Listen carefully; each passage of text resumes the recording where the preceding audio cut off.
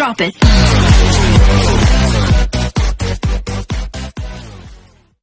Just in, mga ka-sports natin dyan. Narito na nga tayo mga ka-sports sa mainit ng laban ng Akari Chargers versus nga ng Creamline Cool Smashers, kung saan nga nagkakainitan talaga ang laban at lamang na lamang nga dito ang Akari. Nakakagulat talaga to at medyo relax talaga ngayon ang nasabi nating undefeated na Creamline Cool Smashers, at mukha nga talaga mga ka-sports natin dyan tagilid sila kapag ganito sila kalamya, dahil kita natin mga ka-sports natin dyan na talagang basang-basa rin sila ng Akari Chargers. Mainit na mainit nga ngayon ang kupunan ng Akari, kung saan naman mga ka-sports natin dyan ay hindi pa nga nakukuha ng Creamline Cool Smashers ang tamang timpla sa set 1. Kumbaga mga ka-sports natin dyan ay hindi pa kasi nag-iinit ang Creamline Cool Smashers, samantalang nga ang kanilang kalaban na Akari Chargers ay mainit agad pagdating nga sa set 1.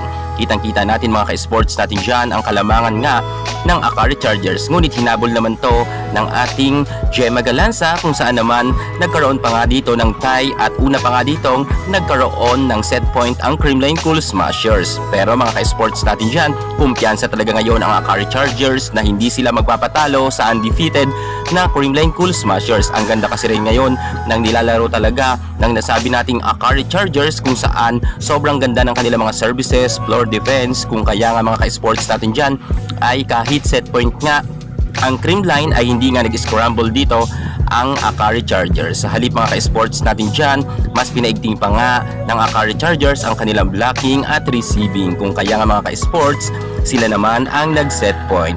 Naka-set point man dyan mga ka-sports natin dyan ang Akari Chargers, ngunit naidikit pa rin to ng Creamline Cool Smashers sa 26. Ngunit mga ka-sports natin dyan, nang nagkaroon na nga dito ng tie sa 26 na score, dito na nagka-problema ang Creamline Cool Smashers dahil nga sa pangit nilang pag-receive. Kung kaya nga mga ka-sports natin dyan ay hindi na dito nagpapigil pa itong si Fifi Sharma. Si Sharma nga dito talaga mga ka-sports natin dyan ay nakipagpukpukan pagdating nga dito sa last part ng laban nila ng Creamline Cool Smashers.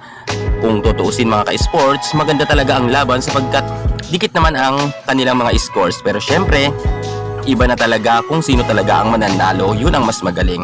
At ginalingan talaga mga ka-sports natin dyan ng Akari Chargers, kung saan nga natapos nga ang kanilang laban sa score na 26 at 28, sapagkat nga ginalingan nga ng Akari, lalo higit ni Dindin Santiago Manabat at itong si Fifi Sharma.